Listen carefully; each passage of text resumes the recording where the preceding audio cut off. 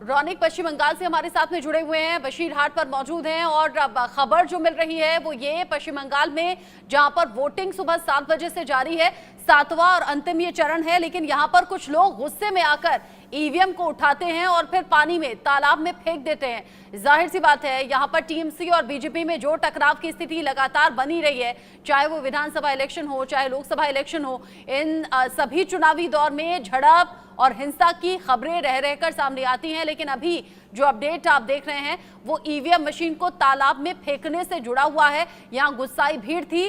दक्षिण 24 परगना में यह घटना सामने आई है जहां पर गुस्साई भीड़ ने तालाब में फेंक दिया ईवीएम।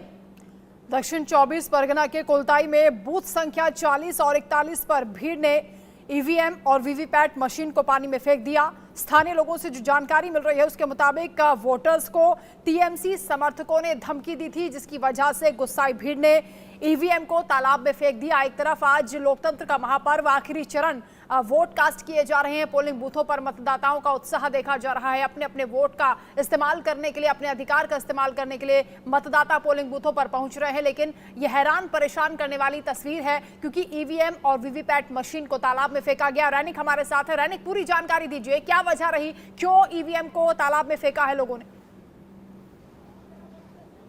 एकदम देखिए, जैसे कि कुलतोली का ये घटना है, पश्चिम बंगाल का कुलतोली, उस जगह से जो कंप्लेन है कि बीजेपी का जो बूथ एजेंट है वो बूथ एजेंट को बूथ में नहीं बैठने दिया जा रहा था और इसी वजह से बीजेपी कर्मियों की तरफ से टीएमसी जो बूथ में जाकर बीजेपी कर्मियों को जब बैठाने की कोशिश कर रहे थे, उसी टाइम में टीएमसी वर्कर्स की तरफ से बीजेपी कर्मियों के ऊपर हमला किया गया और उसी टाइम में बीजेपी की तरफ से जो ये जो बीजेपी कर्मी है उनकी तरफ से ये जो ईवीएम मशीन, ये ईवीएम मशीन को बूथ से बाहर लेके आके पौन में फेंक दिया गया था। जैसा कि इलेक्शन कमीशन की तरफ से मगर कहा जा रहा है कि जो इलेक्शन मशीन को, ईवीएम मशीन को फेंका गया है वो डुप्लीकेट मशीन था, यानी वो सब्स्टिट्यूट मशीन था।